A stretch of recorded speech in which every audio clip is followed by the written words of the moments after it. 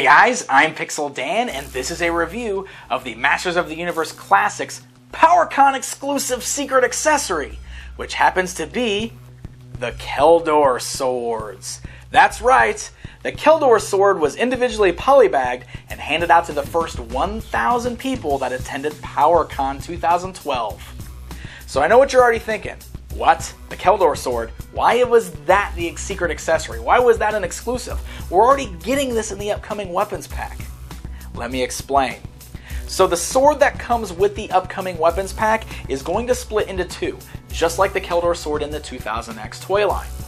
What happened basically was, as explained by Mattel, the first 1,000 or so of these swords that got manufactured came back from the factory without the ability to split into two. So Mattel put a stop to it. They told them they were doing it wrong. The swords were supposed to be split into two.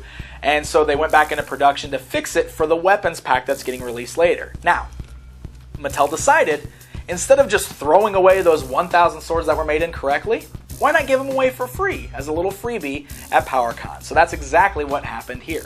And honestly, I think that's a pretty cool move, you know? It's not something that's really something that you're going to miss out on if you miss PowerCon. Like, it's not a must-have item because you're still going to be able to get the Keldor Swords in the weapons pack later on. You'll just be able to get the one that splits into two.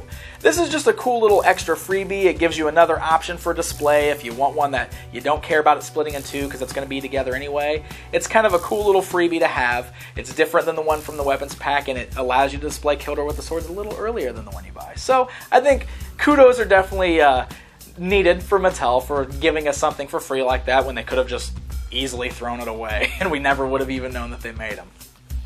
So it just comes in this little individual poly bag, and you can see the design of the sword there is very reminiscent of the one that came with the 2000X Skeletor action figure and was seen in the Mike Young Productions animated series.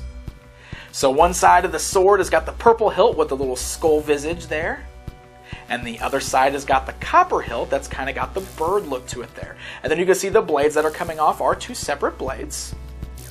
But the sword does not break apart. It's one solid piece. So we'll go ahead and get our Keldor out here to take a look at it in hand. That way we can finally have our Keldor holding the appropriate sword. I'll tell you what, this makes our Keldor figure finally feel complete, at least in my opinion. Keldor just didn't seem right without having the sword, since this is what we were used to seeing him with in the Mike Young Productions animated series. Of course, if you want to, you can also pose this with your Skeletor action figure if you'd prefer your Skeletor to hold this sword, since in fact this sword was used by Skeletor and did come with your 2000X Skeletor action figure.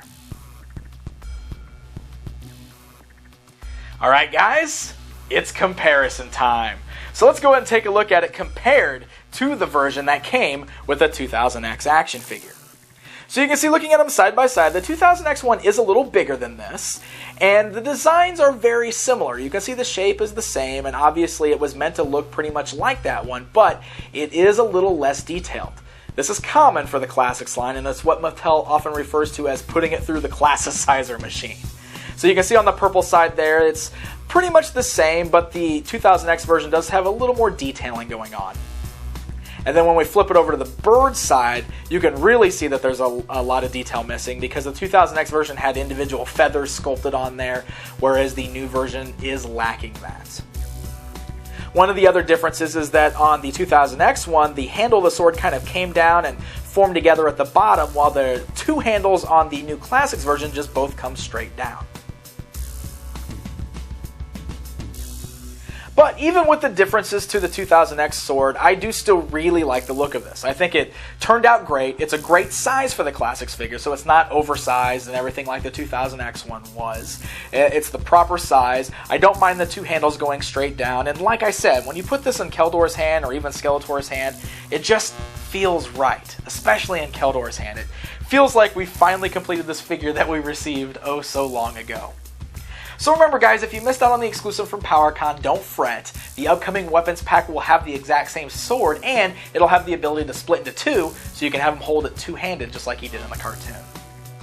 So there you go guys, there's a look at the PowerCon exclusive secret accessory from Mattel, the Keldor Swords. Until next time,